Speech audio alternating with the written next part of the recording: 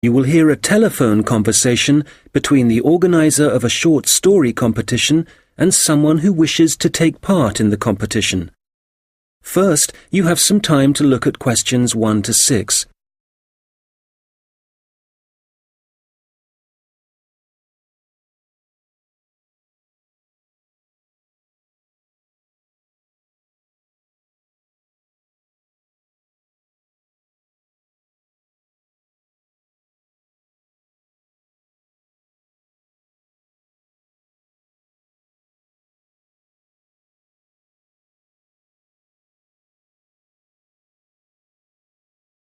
Good morning, Dave speaking. Oh, hi. I'm phoning about a short story competition. I saw an advert in a magazine and I was just calling to get some details. Yes, certainly. I'm the competition organizer, so I should be able to help. What kind of details are you looking for? Well, does it cost anything to enter? Yes, there's an entry fee of £5. Okay, that should be fine.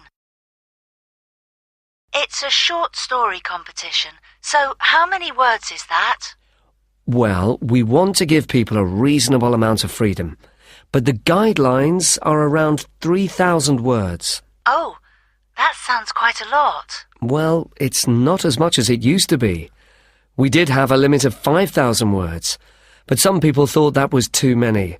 So this year we've reduced it. Right. And does the story need to be about anything in particular? No, you can write about any topic you like. But the main point of the competition is that it has to have a surprise ending. Oh, I see. That sounds interesting. I don't think I've ever written a story like that before. Yes, it's something we've introduced for this year's competition. Right. I'm 18. Is there any age limit? Yes, you need to be 16 or over. So, if you're 18, that's fine. Great. So you have the competition once a year, is that right? Yes, we start advertising in January, and the competition takes up a lot of the year. We give people a few months to write their story, and then it takes quite a long time to judge all the entries and to announce the winners. I see. So when is the closing date for the competition? It's already April. I hope I'm not too late. No, you've still got plenty of time. You need to submit your entry by the 1st of August. After then, it will be too late. Although you can always enter next year's competition. Okay, good. So how do I enter? Well, we have a website, and the best way to enter is to complete the entry form online. We also have more details of the competition on the site. Shall I give you the web address? Yes, please. Okay, it's www.comp4ss.com, and that's the number 4, not the word 4. Okay, thanks. I've got that. So I can complete the entry form online, but how do I send the story? Do I print it out and send it to you? Well, you may want to print the story out so you can review it, but don't post it to us. When you've finished your story, you will need to email it to us. The email address is on the website I gave you. Okay, that's fine. Before you hear the rest of the conversation, you will have some time to look at the questions 7 to 10.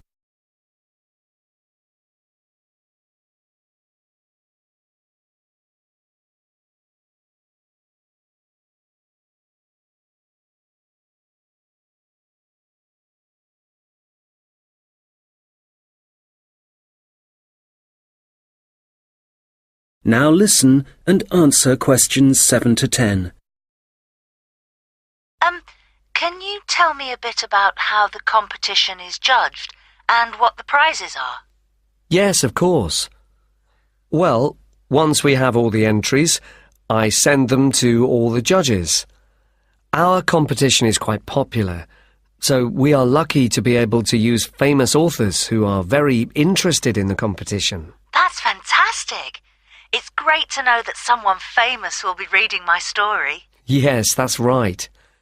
It takes them quite a while to read through the entries, but eventually they decide on the top 5 stories. I see. And what happens then? Well, they will be published online so everyone can read them. They will not be in any order at this point. They will just be the 5 stories that the judges think are the best. And do all the top 5 stories get prizes? No, it's just the top story and the runner-up. So how is the top story decided? Well, once the top 5 stories are available, it will be the public who will vote for their favourite story. Right, I see. So I need to get all my friends to vote for me then? Yes, that's a good idea. And what is the prize? Well, the runner-up gets a prize of £300, but the winner gets a trip to Spain to attend a workshop for writers. Wow, that's brilliant! I'd better get writing straight away. Yes. Good luck. Thanks. That is the end of section 1. You now have half a minute to check your answers.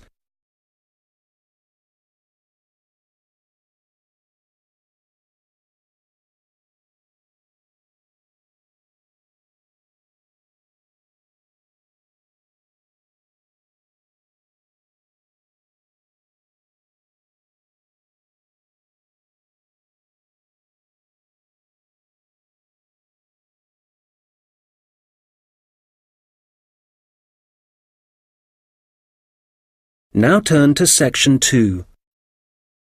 Guide talking about a sea life centre. First, you have some time to look at questions 11 to 17.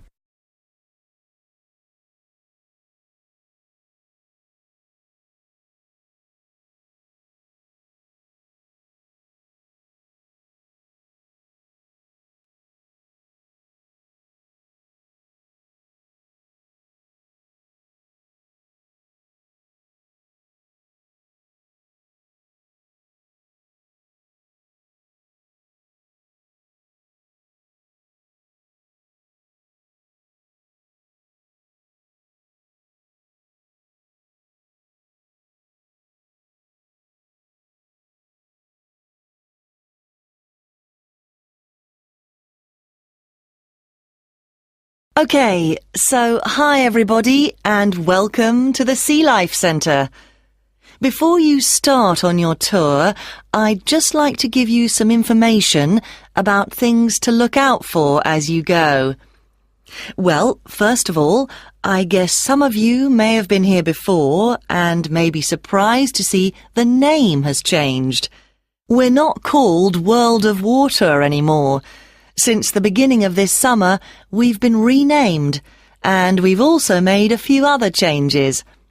However, the main attractions like the aquarium, the crocodiles, the penguins and so on are still here. But we have a new restaurant and picnic area, and the latest thing that we have, and it was only finished last week, is the splash ride. This is an exciting new area of the centre and is pretty scary, and of course you do get a bit wet, so make sure you're not wearing your best clothes. As I said, the main attractions are still here, and the most popular thing that everyone wants to see is feeding time, especially for the crocodiles and the seals. We used to have the main feeding time in the afternoon at around 3 p.m. But we found that some of the animals got a bit hungry waiting until then, and so we now have it at noon. They seem much happier with the new time, although it's a bit difficult to know what they're thinking. Now, I'd like to mention something new that we've introduced this year that we're very excited about. It's called a VIP ticket. The VIP ticket costs an extra £2 per person, and you will be amazed at what it allows you to do. With this, you'll be allowed to feed the sharks. Now, I know that for some people, This might be quite a frightening thing to do, but it is perfectly safe. For those of you who are a bit unsure, we do have a video you can watch to see what happens. It's a great experience, and your friends will be very impressed. Speaking of friends, I'd just like to remind you that the Sea Life Centre will be more than happy to organise a birthday party for you and your family and friends. If you need more details, you can speak to me afterwards, and there are also forms at the entrance that you can fill in. I'd also like to bring your attention to the good work that the Sea Life Centre is doing in support of animal conservation. I'm sure you're all aware of the worrying situation with a large number of species facing extinction. Here at the Sea Life Centre, we're taking action by asking as many people as possible to sign a petition. Once we have over 5,000 signatures, we are planning to send it to the government in the hope that more people will begin to take it seriously. Right, well, there's obviously a lot going on at the centre and a lot of things to discover. At all the attractions, there is helpful information, so please read as much as you can, and if you want to see what you've remembered, please do the quiz after your visit. There are no prizes, of course, but I'm sure you'll be surprised by how much you've learnt. Before you hear the rest of the conversation, you will have some time to look at the questions 18 to 20.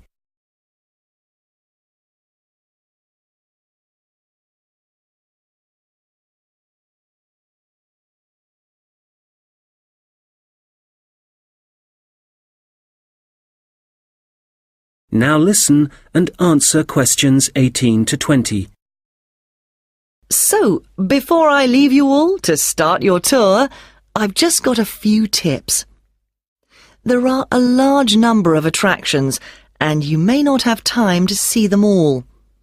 Of course, there are the old favourites like the aquarium and the crocodile cave, but if you don't have time to see everything, make sure you visit Turtle Town, which is beyond the aquarium and the seal centre.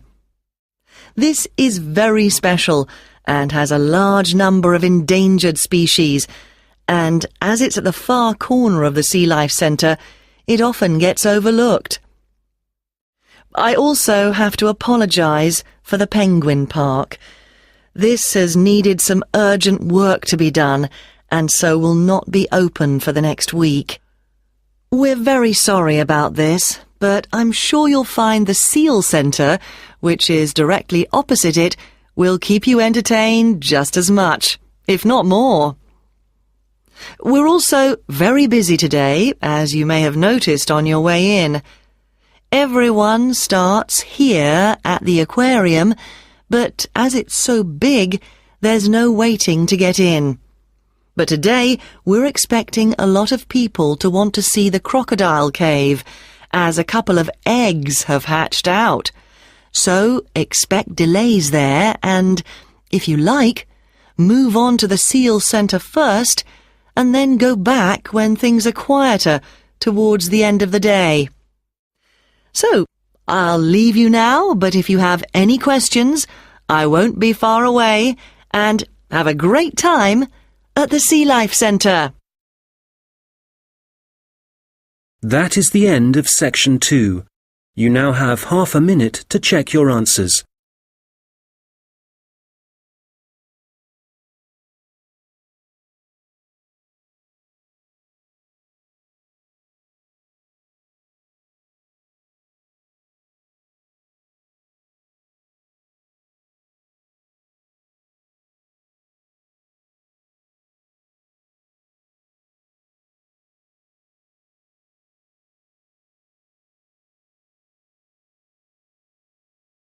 Now turn to section 3.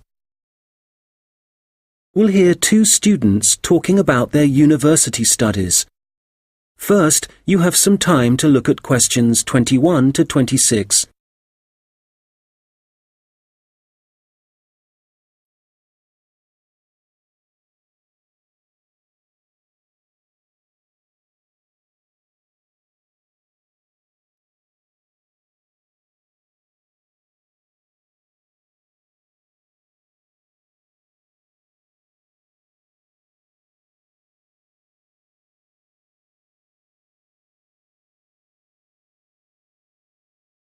Oh, hi, George. How's it going? Hi, Martina. It's going well. How about you? How's university life? Well, it's great. Apart from the studying, of course. Yeah, me too. What are you studying? I seem to remember that you were going to do art. That was your best subject, wasn't it? No, not really. I just liked the teacher. He was French and had an amazing accent. My favourite subject was history, but I couldn't see what career that would give me. Oh, right. So what did you choose? Well, I found it really difficult to decide. I was really good at science, but I must admit, I never really enjoyed studying it. So, in the end, I decided to opt for English, which was my second favourite subject, and I thought it would be more useful to me than studying anything else. So, that's what I'm doing. How are you finding university? Well, it's a bit of a challenge, I suppose. Are you finding it difficult? Well, some of it. I'm doing mechanical engineering, which is really interesting, but it covers quite a lot of areas, like materials science, machine design, physics, and of course mechanics. And they're all fine, but it's maths that I'm struggling with. It's a lot harder than it was at school. I can believe it. It all sounds very difficult to me. But then I never was very good at mechanical things. I suppose it must involve some practical work. Well, not at the moment. Currently, it's nearly all theory, so it's a bit heavy going. I guess you need to start with that so that you can get a grasp of the concepts and learn a few facts before you start putting it into practice. It must be a lot different to the course that I'm taking. Yes, but in a few weeks we'll be having a lot more practical experience. In fact, I've got a great assignment this term working on jet engines, which means I'll be going on a few field trips to a nearby airport. Oh, that's great. It sounds like you're going to be very busy. Yes, I'm not sure how I'm going to cope with the work. We have a lot of lectures, and that's fine. The lecturers are very knowledgeable, and I learn a lot from them. But we also have a lot of seminars, and I find with so many people expressing their views, it can get quite frustrating. It would be better if we didn't have so many of those. Yes, it's the same for me.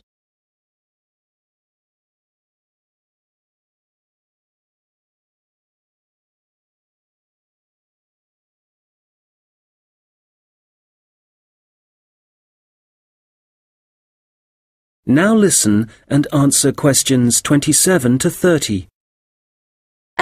How are the students at your place? Well, I haven't really met anyone yet.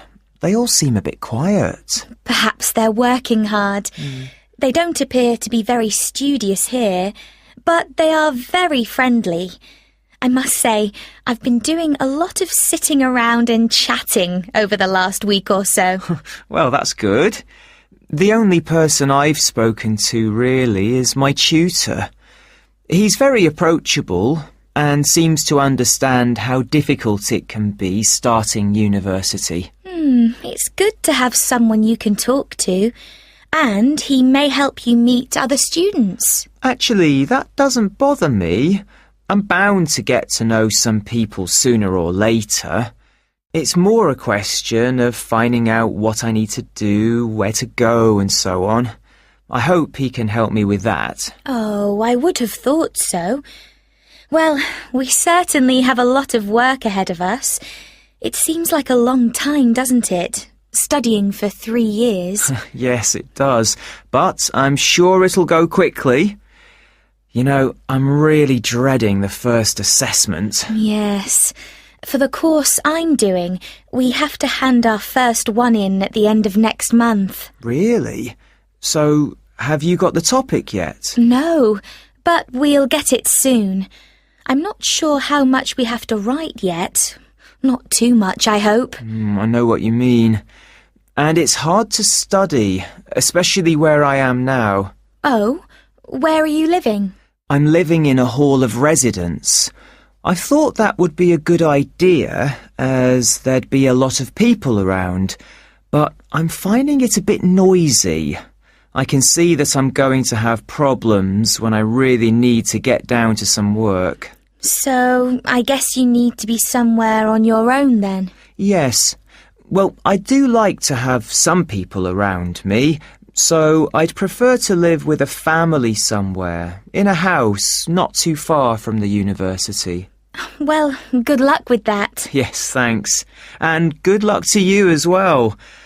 Oh, I have to dash now. I've another lecture in 10 minutes. Bye for now. Bye. That is the end of section 3. You now have half a minute to check your answers.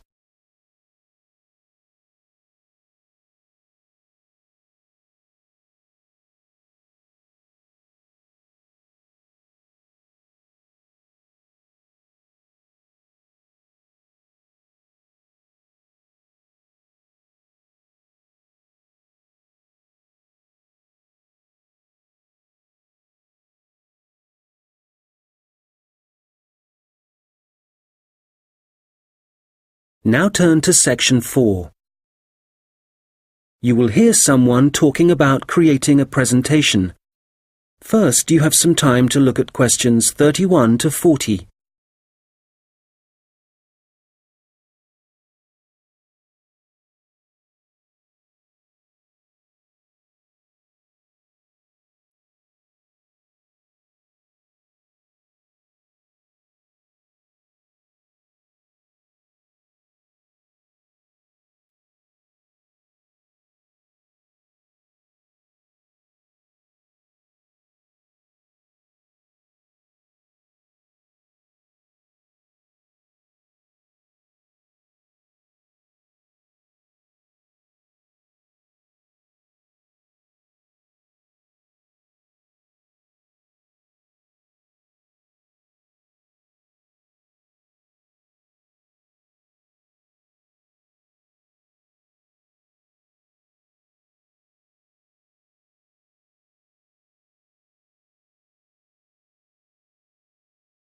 Now listen carefully and answer questions 31 to 40.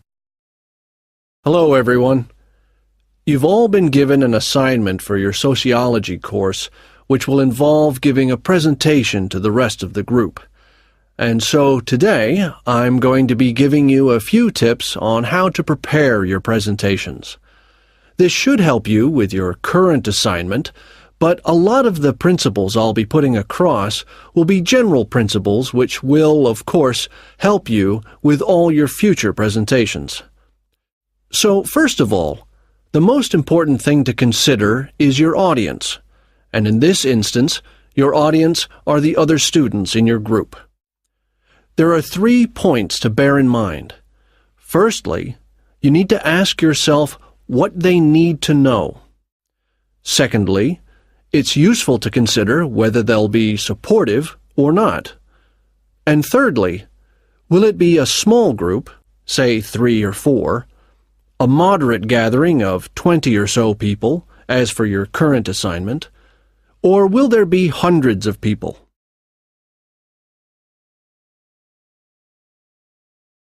Having said all that, what I'm about to tell you will apply equally to any audience. So, how do you structure your presentation? Right at the beginning, you should tell them something that forces them to pay attention. This could be something surprising or even shocking, but it needs to be relevant. After that, you need a list of items or topics showing them what you'll be covering, rather like an agenda. And then the main part of the presentation will follow. This main part will be the detailed information you'll be presenting, and could include facts, statistics, personal experiences, etc. After this, you should summarize what you've presented and close with what I call next steps. For this assignment, you could simply point the group to other sociology reference material. In other cases, you may want to suggest some actions that people can take. Now, what about the design of the slides for your laptop? Well, the important thing here is to be consistent. You need to have the same type of font and use the same color and size for the same elements. For example, all headers need to look the same. All bullet points need to be presented in the same way. And don't just stick to words. Bring the presentation to life by adding graphics. These could be in several forms, such as pictures, flowcharts, diagrams, histograms, and so on. And so let's move on now to presenting. You have your presentation prepared, and you're ready to start. Well, it's important to give a good impression from the start. So take 3 deep breaths, look at the audience, no matter how frightening they may be, and be enthusiastic and energetic. As you go through the presentation, remember to provide some variety in the way you speak. So, for example, you can talk fairly rapidly for information that may be familiar, but then slow down for more unfamiliar sections. And change your tone as you speak. Don't keep it at the same level all the way through. As I mentioned, look at your audience.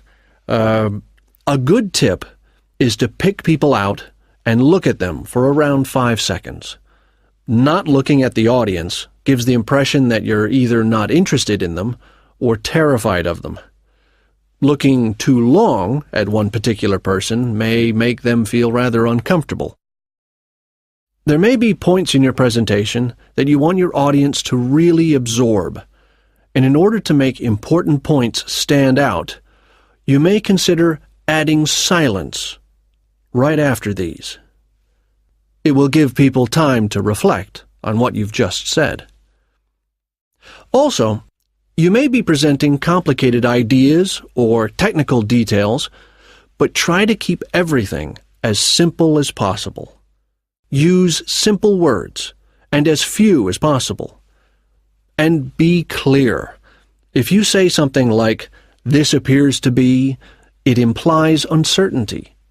So using weak verbs such as appears, seems, could be, etc., needs to be avoided. I'll just finish off with a few thoughts on questions and interruptions from the audience. You may choose to invite questions from the audience as you go, or ask them to wait until the end. Either way, questions should be encouraged, as it provides you with some feedback on how interested the audience is and how well they're understanding you. When a question is asked, you need to provide an answer that is as accurate as possible. So, initially, my tip is to repeat it. This will ensure you have heard it correctly and will give you a few seconds to gather your thoughts. Interruptions, on the other hand, can be unwelcome, and you may get them for a variety of reasons. It's likely, however, that there's something in your presentation that's unclear or confusing. So my advice is to reduce problems by reading through your presentation beforehand and predicting potential points which could cause interruptions. You may then want to change that part of your presentation, or at least you'll be prepared if someone does interrupt you. Now, do you have any questions?